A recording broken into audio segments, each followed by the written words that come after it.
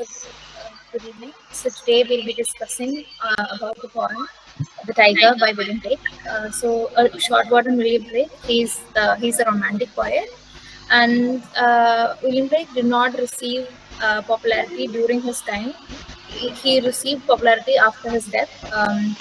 So about the poem was written as a part of the anthology of the songs of innocence and experience. So here he mostly compares good and evil, where innocence is seen as good, a good part of life, and experience. When we gain experience, we see it as a he sees it as losing of innocence. So in the poem talks about the tiger. He contrasts it with the poem of the lamb, which is also part of this anthology. So the lamb is part of the songs of innocence, and the tiger is part of the songs of experience. So in the poem, he starts with Tiger Tiger, where he uses the device of episodes, where he's giving the audience the thing that the tiger is the central character in the poem, and the tiger is the central figure in the poem. He talks about how God who created the lamb also could create animals like the tiger, whom he gives a negative connotation. He looks at it like an evil character. Um, like I said, the poem "The Tiger" is contrasted to the sister poem "The Lamb," and both the lamb and the tiger is created by God. Uh, So why do you think the spelling of the tiger is different from the one that we use, currently?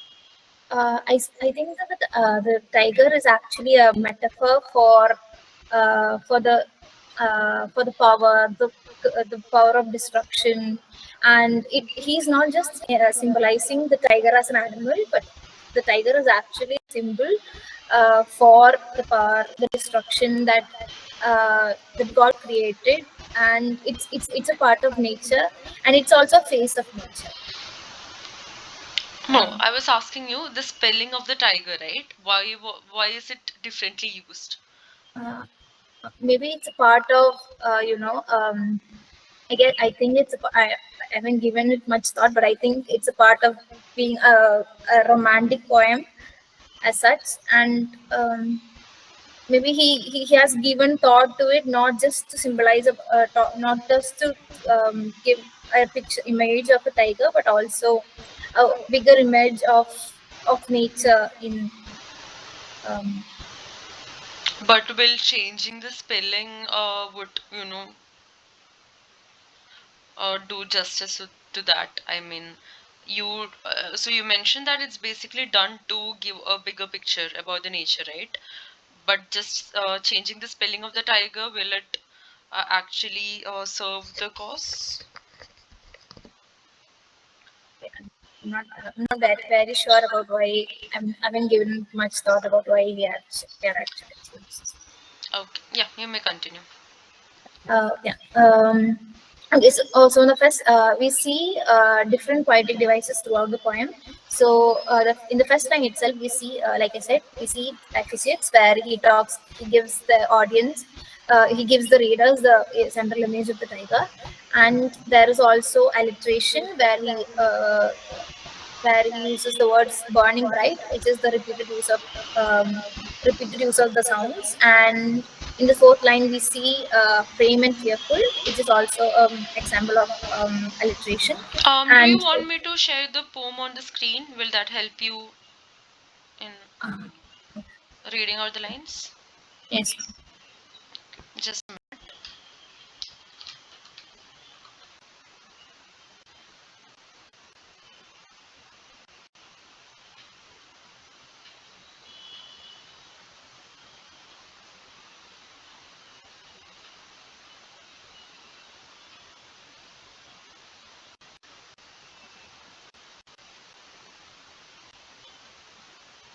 is it visible to you? uh, Yeah, please continue. okay.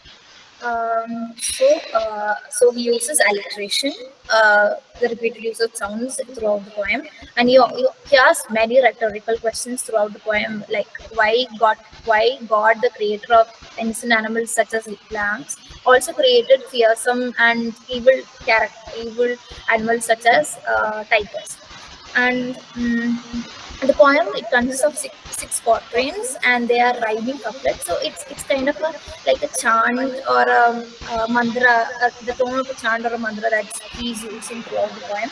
And the tone of the poem is of awe and what God created. He also uses paradox between the character of the lamb, where where he says that uh, uh, if the same hands that created the lamb also found satisfaction, and if the same hands that created the lamb could also create animals such as tigers. And why, And what is your opinion on that? Why uh, would have he I like created something like something evil like the tiger and at the same time something innocent as a lamb? looking from an ecological perspective, I don't find the tiger as an evil character, because tiger is No, also no. I part of. mean, so in the poem, that is what the question. That is the question being raised, right? So how Yes, can someone who created a creature like tiger create a creature like lamb? That is the uh, question being raised, right? So what yes, is your opinion on that? Why would have been these creations made? uh, I, the thing is, the lamb could not exist without the tiger, because they're all part of uh, they're all part of a greater plan, and the thing is, they're all part of the if you think, if you look from a biological side of view, they're all part of the food web, if I can say, like the lamb can the lamb can only exist from the lamb. What does the lamb eat? It eats plants, and after an animal like tiger, the tiger also contributes to nature. He is also what makes nature complete. So a tiger is equally necessary for the environment and for the ecology as a whole, like the lamb. So a lamb can only exist, and to an extent, the lamb also has to sacrifice his life for the tiger, and as the tiger sacrifices his life for nature. So the lamb and the tiger can only coexist with each other. The lamb is equally a part of nature as the tiger. Sure. So can you come to the stanzas? Can you start explaining the stanzas of the poem? Oh, so tiger, tiger, burning bright in the forests of the night, what immortal hands or eye could frame thy fearful symmetry. So tiger, tiger, burning bright in the forest of the here, the forest of the night could also be a reference to our mind, or the mysteries of nature, or to the or to a more mysterious part of nature, or to our so what immortal hand or eye could frame thy fearful symmetry. He also uses the poetic image of imagery here to in the line of thy fearful symmetry. And in what distant deeps of skies burn the fire of thine eyes? On what wings dare he aspire? What the hand dare seize the fire? The poet says that the tiger is not created in a normal way. Normally, he's actually forged through fire. So what is forged through fire never gets dried up by heat. So the process of making the tiger must be very intense. And he was saying, on what wings dare he aspire, where he says that it could not be not mortal hands that could make a tiger. It has to be a person could not actually make a tiger with his bare hands. And what shoulder and what art could twist the So sinews of why do thy heart? you think the poet has specifically mentioned hand or eye, and why not just any other body part? Why specifically the hand or eye? Because burn the fire of thine eyes. Maybe because No, no, I'm the talking about the tiger first stanza, the third line. on what wings dare he aspire? No, no, the first stanza, third line. Oh, okay. What immortal hands or eyes? I think what matters most in creating a thing is our hands and our eyes. How we visualize a thing and how we could create a thing matters most. Our hands or eyes have has more importance in creating a thing rather than all our other senses. So, how we visualize something or how our hands work, how perfectly our hands mold something into shape, has more importance than any other body Yeah, organs. all right. Please, you can continue with the. Um, on what? Okay. What the hand there sees the fire. So, like I said, the hands that made the tiger must not be no normal hands. It must have such great strength yielded in them that that is capable of making such a enormous and powerful animal. And what shoulder and what heart could twist the sinews of thy heart? And when thy heart began to beat, what dread hand and what dread feet? So he's saying that the heart of a tiger is so strong, is so masculine, so muscular that it is not easy to create the heart of the tiger. And he's saying, so the hands that created the heart of the tiger must be equally strong to create to mold the heart of the tiger. And what and when thy heart began to beat, what dread hand and what dread feet? So he's saying how um, uh, heart of the tiger began to beat, when the tiger starts living, he lives of other creatures. So how could the creator look upon his creation that is in a kind of way devouring on other creations? Then Oh, sure. Yeah.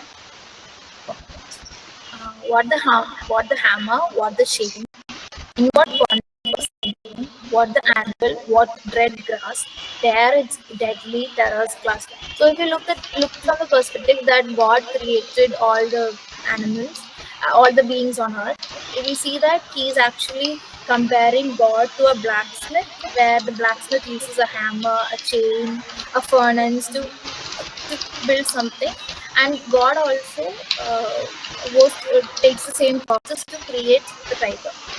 Mm, and when the stars threw down their spears and watered heaven with their tears, did he smile his work to see? Did he who made the lamb make thee?